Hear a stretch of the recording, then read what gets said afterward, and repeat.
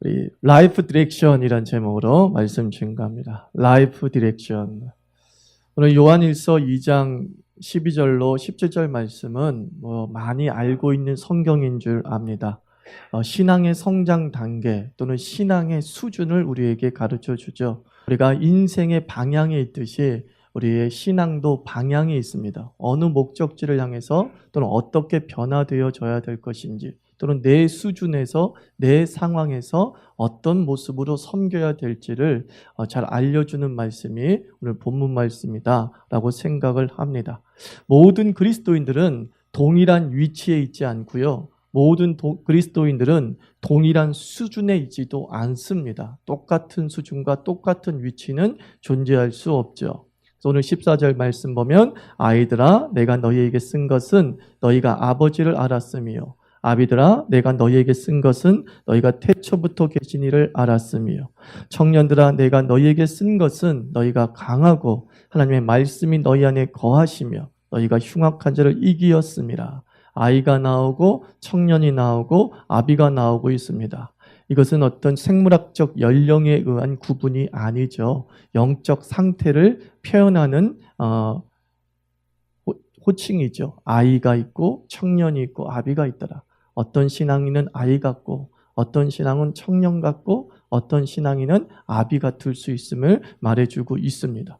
그러면 아비가 가장 좋겠네요. 아비가 가장 경지에 오른 모습이겠네요. 라고 할지 모르겠지만 앞서 말한 대로 라이프 디렉션이 있는 거죠. 우리 인생이 시간의 경과를 통해서 점점 나아가는, 그리고 내가 10년 됐으면 이 정도는 나타나야 되고 내가 30년 됐으면 이 정도는 나타나야 된다 라고 하는 기준을 우리에게 제시하고 있다라고 생각하시면 될 겁니다. 먼저 교회 안에 아이가 있죠.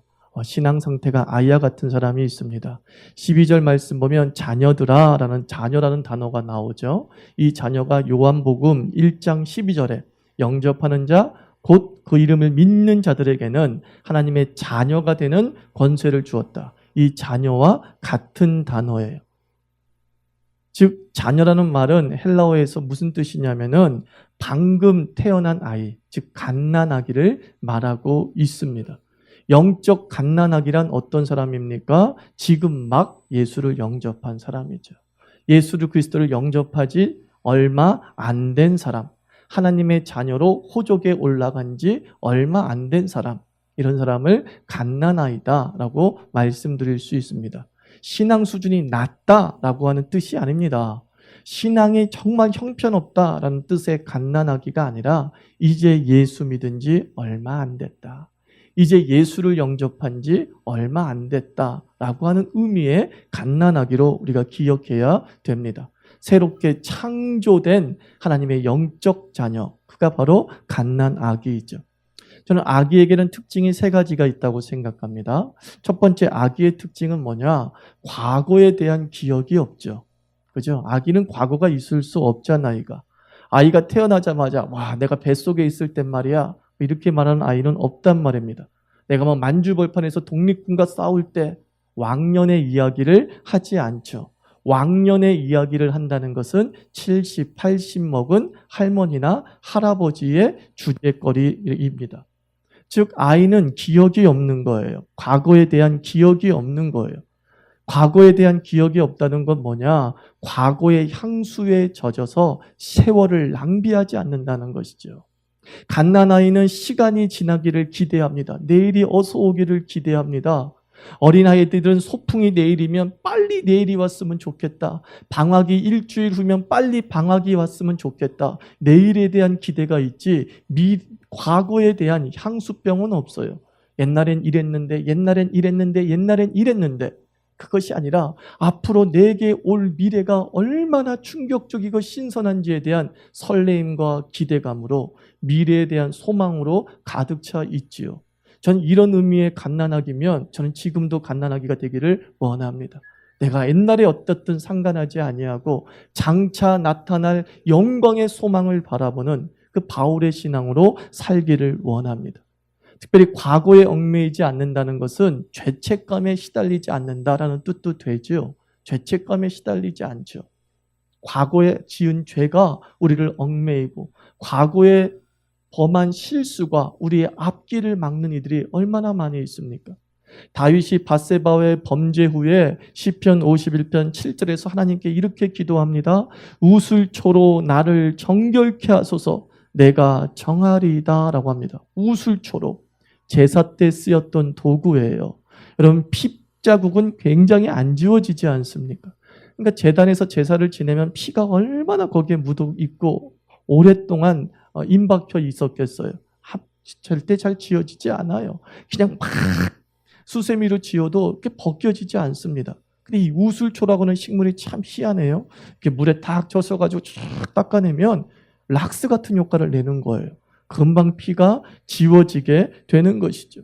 우리가 과거의 아픔이나 실수나 죄 정말 잊으려고 노력하죠. 상처 잊어버리려고 노력을 하죠.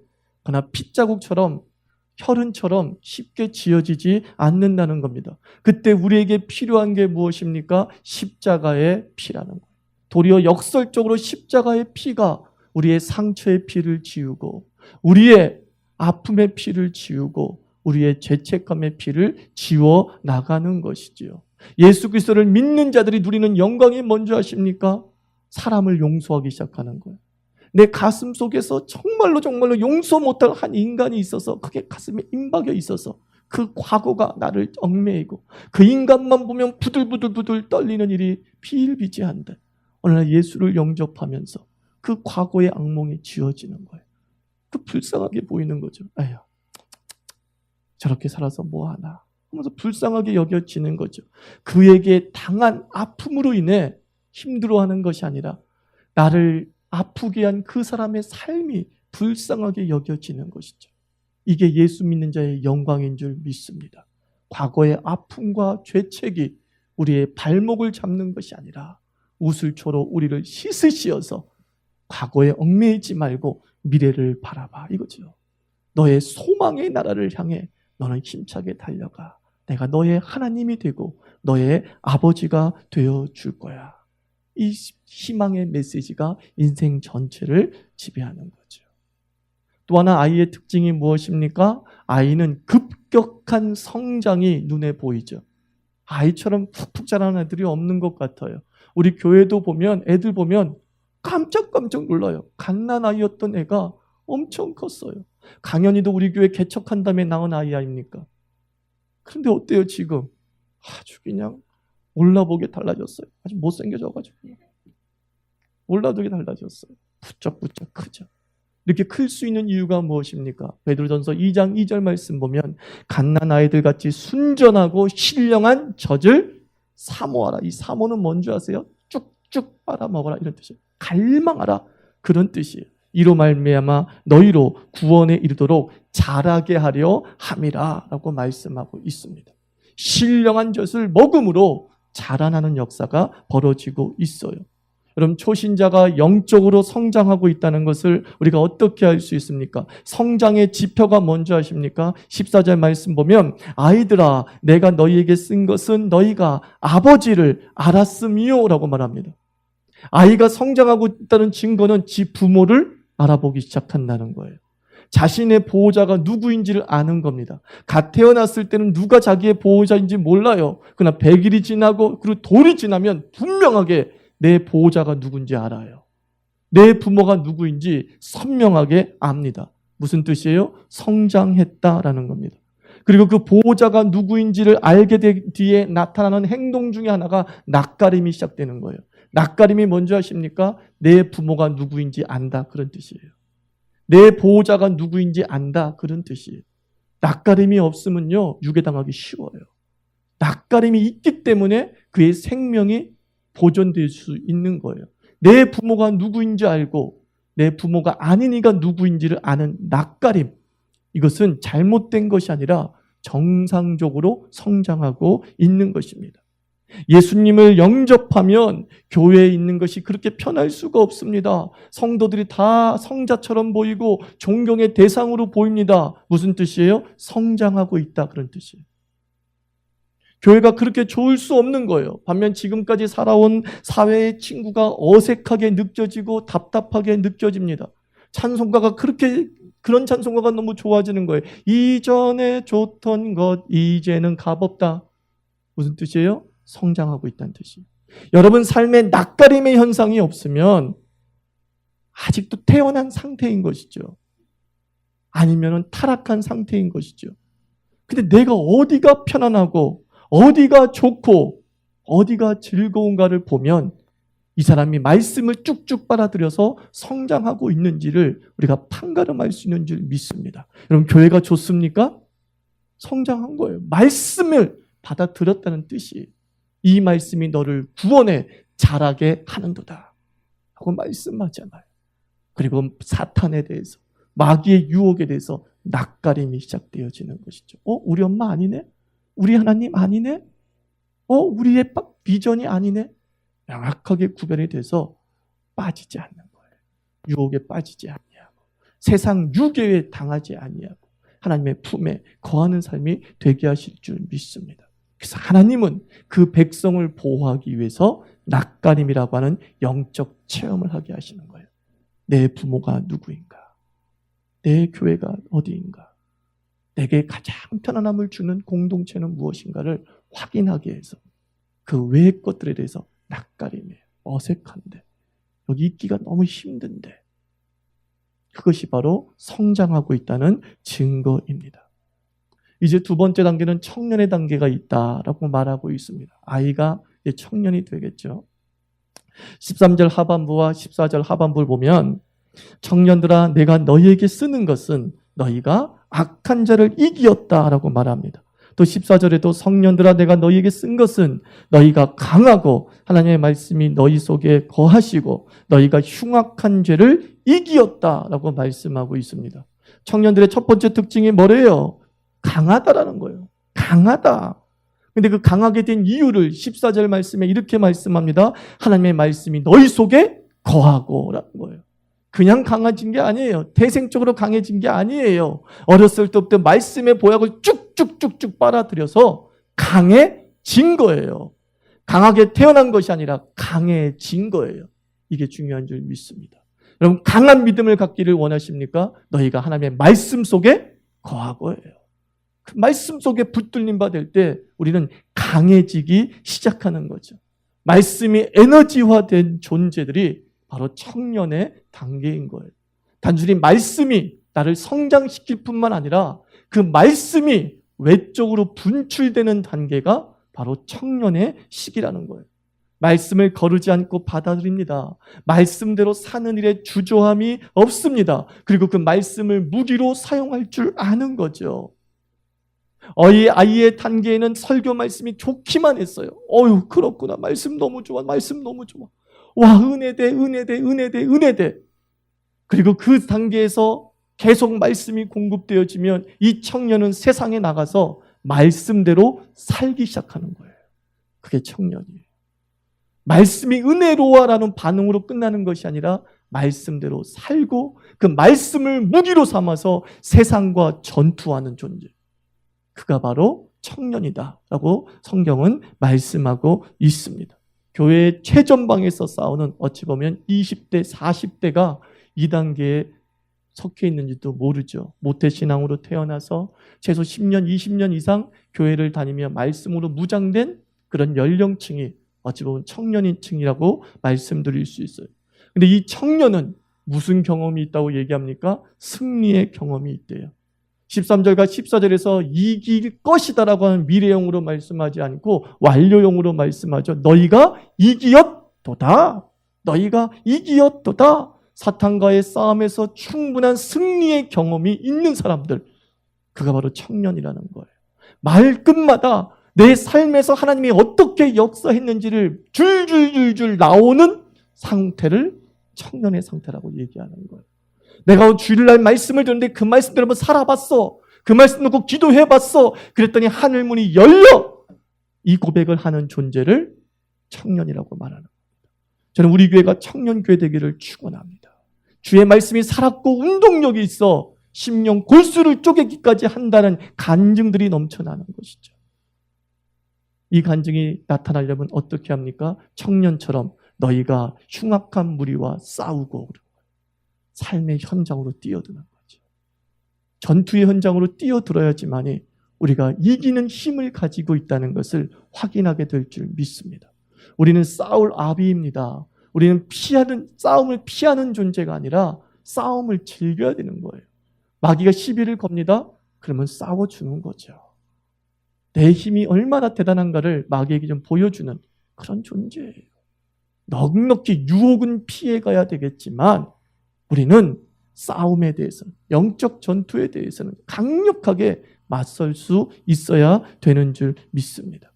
근데 바로 이 청년의 시기, 은혜가 많고 간증이 많고 여러분 그런 시기가 다 있었을 거예요. 어느 순간에 폭발적으로 내 삶에 간증거리가 막 넘쳐날 때가 있었을 거예요. 막 말씀이 적용되어지고 말씀이 실현되어지는 그런 때가 굉장히 많았을 거예요. 근데 바로 그때에 가장 많은 유혹이 온다는 사실이에요. 그 유혹이 뭐라 그래요? 너희가 육신의 정욕과 안목의 정욕과 이생의 자랑, 이게 밀려오기 시작하는 거예요. 승리가 없을 때 밀려오는 것이 아니라 승리가 있는 자에게 육신의 정욕, 말 그대로 성욕이에요. 이거는요. 이렇게 표현하고 싶어요. 탐욕이 물밀듯 밀려와요. 주의 말씀으로 승리하고 주의 말씀으로 이겨나가는 것은요, 사실 우리 이 땅에서의 물질적 복과도 연결된 건 사실이에요. 그러다 보니 어떻게 돼요? 그 현세적 부유함이 돈, 섹스, 권력으로 넘어가게 되는 것이죠. 조심해야 됩니다. 주께서 승리를 주실 때 조심하십시오. 간증이 넘칠 때 조심하십시오. 안목의 정욕이 뭐예요? 현실주의의 유혹을 말하죠. 마귀는 아담과 하와를 유혹할 때도 이 안목의 정욕으로 유혹하지 않았습니까? 보기에 좋고 먹음직스러웠잖아요. 이 보기에 좋은 게 얼마나 위험한 것입니까? 우리가 교회를 이전할 때에, 기도할 때에 롯의 기도를, 아브라함의 기도를 함께 드린 적이 있지 않습니까? 아브라함과 롯이 헤어질 쯤 되었을 때에 아브라함에게 롯이 얘기합니다. 롯아, 네가 먼저 선택해. 네가 우하면 나는 좌하고 네가 좌하면 나는 우하리라. 그때 롯이 어떻게 했습니까? 눈을 들어 본즉 요단 동편이 무엇과 같더라? 애굽과 같더라. 그래서 자기 눈에 너무 보기 좋았어요. 그것을 선택했는데 그것이 어떤 것이었어요? 소돔과 고모라였어요. 눈에 보이는 것, 내 눈에 좋게 보인다는 것이 얼마나 위험한지 우리 예수 이 10년 이상 정도 믿으신 분들은 빨리 판단할 수 있어야 되는 거예요. 예수 믿으신 지 10년 이상 됐으면 이제 육의 눈을 닫고 영의 눈이 열리기를 축원합니다. 보이지 않는 것을 볼 수 있는 눈이 열려야 되지요. 내 눈엔 좋게 보이나 이면에 숨겨진 마귀의 유혹을 보고 세상이 봤을 땐 좁은 길이나 그 길 뒤에 열린 시온의 대로를 보는 그 영의 눈이 밝게 열려야 될 줄 믿습니다. 승리가 주어졌을 때 그 승리에 도취하는 것이 아니라 더더욱 자신에게 영적 자극제로 삼아서 한 단계 더 상승해야 될 단계가 바로 청년의 신앙이라는 것이죠. 이 청년의 신앙은 너무나 교회에 중요한 신앙이면서 이 청년의 신앙으로 인해서 교회가 분란에 빠질 수도 있어요. 매우 조심해야 될 단계라는 것입니다. 가장 많은 부류가 저는 청년의 단계라고 봅니다. 우리 교회 같은 경우는 청년의 단계가 참 많으십니다. 나름대로 말할 거리가 참 많으시더라고요. 승리가 굉장히 많더라고요. 바로 그 승리가 여러분을 수준을 높여드리기를 축원합니다. 그리고 마귀가 여러분들을 끌어내리지 못하도록 이 이생의 자랑과 안목의 정욕과 그리고 육신의 정욕들을 과감히 싸워 이겨나가는 청년의 그리스도인 되기를 주의 이름으로 축원합니다. 그리고 마지막 단계가 뭐라고 합니까? 아비의 단계가 있다고 하죠. 13절 말씀 보면 아비들아 내가 너희에게 쓰는 것은 너희가 태초부터 계신 이를 알미요. 14절도 동일하게 얘기해요. 아비들아 너희가 태초부터 계신 이를 알았다라고 말씀하고 있습니다. 예수를 믿었을 때도 하나님을 알았겠지요. 그러는데 마지막 이제 늙어서 죽을 지경에 이르렀는데도 불구하고 여전히 누구를 알고 있다고 얘기해요? 하나님을 알고 있다라고 얘기해요. 이게 무슨 뜻인가 기도하다가 이렇게 얻었어요. 제 경험상 그렇구나. 이거는 변함이 없는 사랑이구나라는 거예요. 아비라는 건 뭐예요? 40년, 50년 예수 믿으면서 흔들리지 않았다는 거예요. 흔들리지 않은 존재만이 아비가 될 수 있는 거예요. 내가 태초부터 알았던 그 하나님에 대해서 죽을 때도 흔들리지 아니하고 그 하나님을 알고 있는 거지. 10년, 20년, 30년이 지나는 동안에 한 번도 하나님에 대해서 부인하지 아니하고 기복이 없는 가운데, 고저가 없는 가운데 꾸준히 주를 향해 달려간 자가 얻는 칭호가 무엇입니까? 너희는 아비다. 너희는 교회의 아비이니라. 너희는 교회의 어미이니라. 라고 말씀하고 있습니다. 기복 없음, 안정감, 이것이 얼마나 중요한지 모릅니다. 여러분, 성인 아이라는 말이 있잖아요. 어른이 되었어요. 아비가 되었어요. 근데 하는 행동과 생각은 애야. 성인 아이라고 표현하지만 정확하게 얘기하면 정신병이라고 하죠. 정신 이상입니다. 성인 아이는 사실은요. 잘못되었다는 거죠. 비정상이다라는 것이죠. 그분을 보면 왠지 불안해요. 먼 일을 낼 것만 같아요. 삐질 것 같아요. 성인 아이죠. 어떻게 40년을 믿었는데 목사 입장에서 봤을 때 불안불안한 거예요. 그냥 안정이 안 되고 안심이 안 되는 거예요. 이것이 만약에 자녀 입장에서 내 어머니를 바라보고 아버지를 바라보는 거라고 생각해 보세요. 우리 자녀가 엄마 아빠를 보면서 엄마 아빠가 날 버릴 것 같은 거예요. 매번 느껴. 순간순간 아침밥을 안 차려주면 이건 굶어 죽으란 뜻이야. 막 이 생각이 들 정도로 부모가 확신을 주지 못하고 안정감을 주지 못한다면 그 가정이 행복하겠습니까? 우리 장로님과 권사님들 얘기합니다. 오늘 말씀드립니다. 장로님과 권사님들은 안정감 있는 존재가 돼요. 보는 이로 하여금 안정감을 줘야 되는 거예요. 든든함을 줘야 되는 거예요. 너희가 태초부터 하나님을 알미라, 지금도 하나님을 알미라. 변함이 없는 것이죠. 흔들림이 없는 것이죠. 꾸준함을 가지고서 믿음의 정진을 해 나가는 존재이죠. 그것이 바로 아비이죠. 우리 교회도 이 아비의 단계에 궁극적으로 올라가야죠. 교회가 흔들림 없이 반석 위에 서 있어야 되죠. 교회만 오면 하나님의 방주에 들어온 것처럼 편안하고, 교회만 오면 반석 위에 선 것처럼 지진이 일어나는데도 불구하고 흔들리지 않는 그런 하나님의 아비의 교회를 우리 함께 만들어가기를 원합니다. 특별히 아비는 재생산과 양육을 해야 되지 않습니까? 아비는 누가 아비가 될 수 있습니까? 자녀를 둔 자만이 아비가 되죠. 상투를 틀었다고 다 아비가 되는 게 아니죠. 자녀를 낳아야지만 아버지 소리를 듣고 어머니 소리를 듣는 것이죠. 말 그대로 수많은 영적 자손을 거느린 사람을 아비라고 말합니다. 어떤 형제는 하나님 내가 아브라함이 되기를 원합니다라고 기도하더라고요. 아브라함이 무엇입니까? 복의 근원이 되었잖아요. 아니요, 그거 말고요. 복의 근원이란 그것 말고요. 하나님 나는 아브라함에게 약속하신 너의 자녀가 하늘의 별과 같이 많을 것이요. 셀 수 없는 모래와 같게 하겠다는 그 기도가 내 복이 되기를 원합니다. 참 많이 전도하더라고요. 영적 아비가 되기를 원합니다. 내 복, 내가 잘 사는 것이 아니라 나를 통해 예수 믿는 자가 하늘의 별과 같이 많아지게 하소서. 아비의 꿈을 꾼 거죠. 어미의 꿈을 꾼 거죠.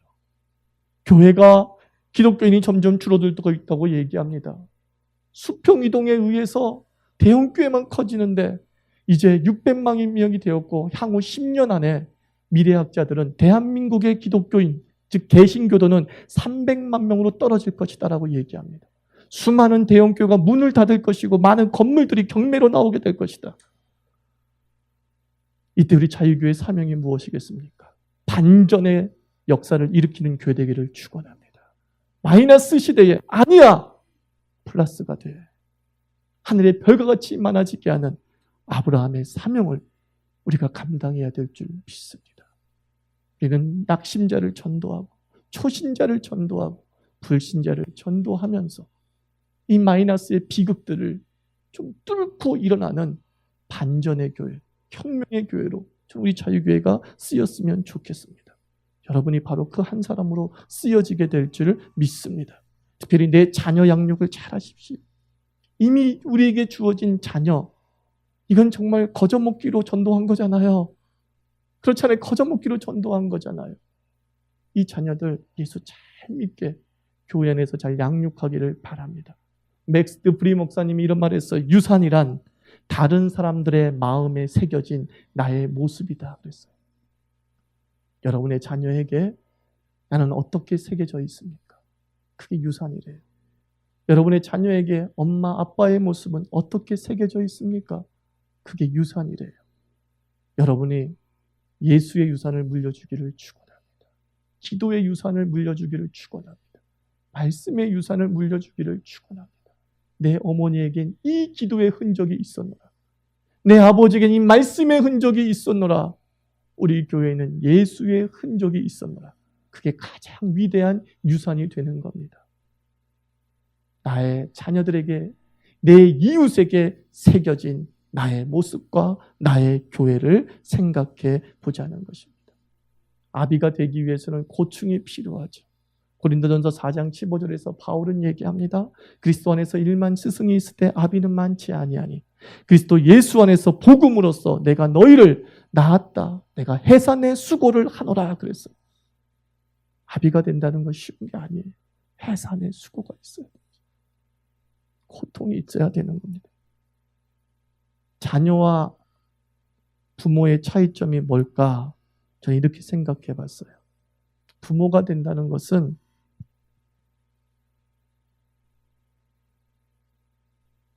다른 이의 아픔이 느껴지는 게 부모가 되는 거더라고요. 다른 이의 아픔이 느껴져요. 그럼 제가 아버지가 아니었을 때는요, 내 아픔만 크게 느껴져요. 누가 아프면 아픈가 보다 그래요. 근데 어느 날 우리 딸이 아프고 아들이 아프니까요, 내 마음이 너무 아파요. 아, 이거구나. 아비가 된다는 건 다른 이의 아픔을 더 크게 느끼는 것이죠. 목사가 된다는 건 성도의 아픔이 내게 너무 크게 다가오는 거예요. 중직이 된다는 건 내 공동체의 아픔이 너무 크게 다가오는 거예요. 저는 저녁 8시마다 기도하시는 권사님들에게 참 감사합니다. 그분들은 어미 같아요. 우리 교회 교인들의 이름을 불러가면서 매일 저녁 8시마다 기도하죠. 그런 사람을 뭐라 그래요? 어미라 그래요. 비로소 어미의 자격을 얻는 거예요. 남의 아픔이, 자녀의 아픔이 더 크게 느껴져서 그 아픔 때문에 가슴 치며 죽게 부르짖는 것이죠. 세월호 유가족 100일째 지났습니다. 단식을 하고 있다고 합니다. 우리 교회가 아비의, 어미의 영성을 가지고 있다면 그 아픔이 여전히 나도 아프게 느껴져야 되죠. 여전히 100일이 지난 뒤에도 그 사람들이 너무 불쌍해 보이고 치근해 보이고 빨리 해결됐으면 좋겠다는 마음이 식지 않았다면 그 교회는 어미의 영성이 여전히 남아있는 거죠. 우리 자유교회가 타인의 아픔이 크게 느껴지는 아비의 교회 되게 될 줄 믿습니다. 여러분, 한 사람 한 사람이 진짜 어미와 아비가 돼서 해산의 수고를 하며 그 아이를 키우기 위해서 내가 더 아팠으면 좋겠습니다. 내가 더 힘들었으면 좋겠습니다. 대신 나이를 벌하소서. 이런 마음, 그것이 바로 신앙의 최종 단계인 거예요. 십자가를, 나의 십자가를 지는 것이 아니라 그의 십자가를 내가 지겠다고 말하는 수준까지 올라갔을 때 우리는 비로소 아비가 되었다라고 말할 수 있는 줄 믿습니다. 사랑하는 성도 여러분, 죽어있는 것의 특징은 경직성이라고 하지 않습니까? 뭐예요? 전혀 변화가 없죠. 그러다가 한 줌 흙으로 사라지는 것입니다. 생명의 특징이 무엇입니까? 성장입니다. 그리고 자기와 닮을 꼴을 끝없이 재생산하고 양육하는 것, 그게 바로 성장입니다. 갓난아기, 그리고 청년, 아비, 무엇이 좋다 우리 말할 수는 없는 겁니다. 각자의 수준과 상황과 신앙의 연륜에 따라서 이런 갓난아기와 청년과 아비의 모습으로 살아가게 될 줄 믿습니다. 갓난아기의 단점이 아니라 장점이, 청년의 단점이 아니라 장점이, 아비의 단점이 아니라 장점이 여러분의 신앙의 밑거름 되기를 주의 이름으로 축원합니다.